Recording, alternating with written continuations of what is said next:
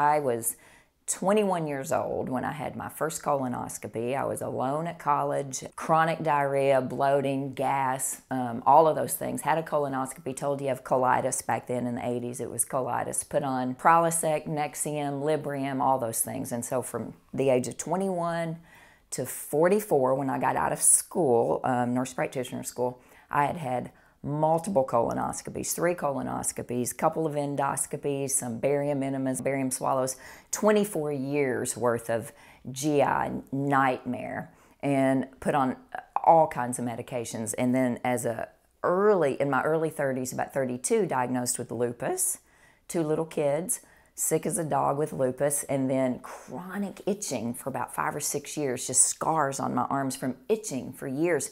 So I had like 2 rheumatologists, a couple dermatologists, 3 gastroenterologists, so around 7 docs total in 20-something years.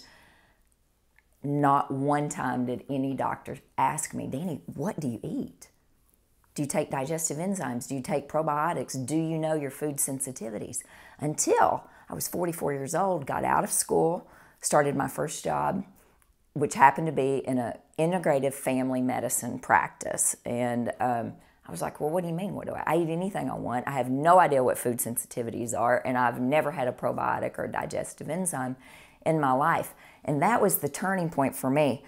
This was the first job out of Vanderbilt for me, and I wasn't taught any of this. I wasn't taught anything about gut health or healing the body from the inside out. And so when I did my food sensitivity testing, 29 foods out of 96 were positive for antibodies, meaning they were affecting my body in some way. So salmon was on there, green beans, good food was killing me. So 29 foods. I started eliminating those foods, digestive enzymes, probiotics, and it took about 4 years worth of gut healing for me, being really consistent. And this time last year, which was a year ago in November, there were no antibodies left in my bloodstream. I'd tested 0, no antibodies for lupus in there, which is amazing. So complete remission from healing the gut. No itching anymore, no chronic diarrhea, and all of this stemmed from those questions that, in my opinion, should have been asked for 20-something years. So anyway, it set me on a mission. And that's how I've built my practice around the last 5 years almost, is healing the gut first. Starting with the gut, starting with the 80% of your immune system is in the gut. So it affects 80% of everything that's going on in your body. The serotonin from your brain is also located in the gut, about 75 to 90% of it. So when the gut's inflamed, so are the symptoms of anxiety and depression. So it's logical to me that this is the first place that we start, but we're not taught this. We're not taught this in school, and the patients aren't taught this. I mean, I was put on antidepressants because I was so stressed out, and that's how we tend to treat patients is, if you can't heal something, just go ahead and send them to psych. And there's a time and a place for psych. But not everybody has to have an antidepressant because they've got a leaky gut.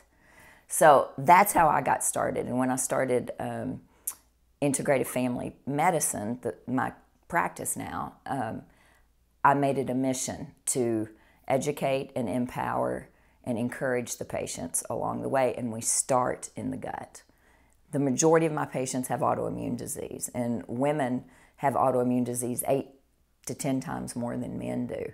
And so the bulk of my patients are women, and that's what we do is I educate them on healing the gut. We do food sensitivities. We look at what are you eating, what is your lifestyle like, start all the way back from childhood. Did you grow up near chemical plants or fields, herbicides, and pesticides? Do you have a mouthful of mercury amalgams in your mouth? Were you immunized?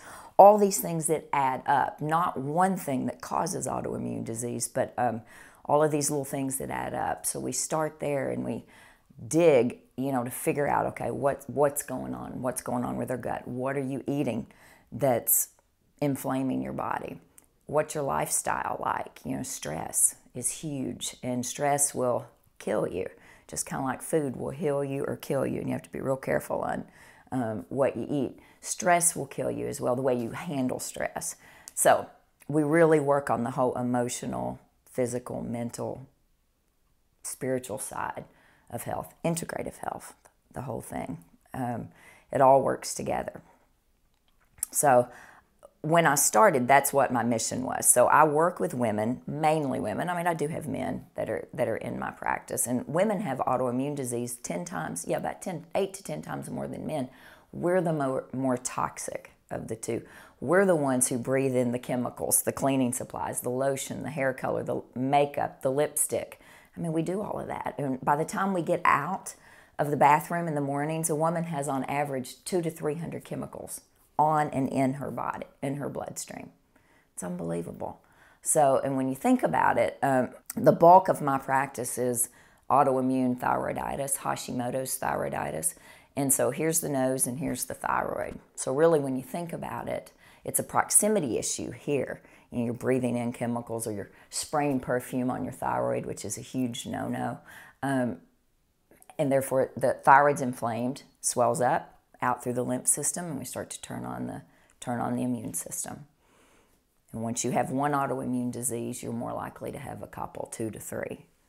So that's the mission that I have at Integrative Family Medicine, is to really educate people on healing their body by decreasing the inflammation.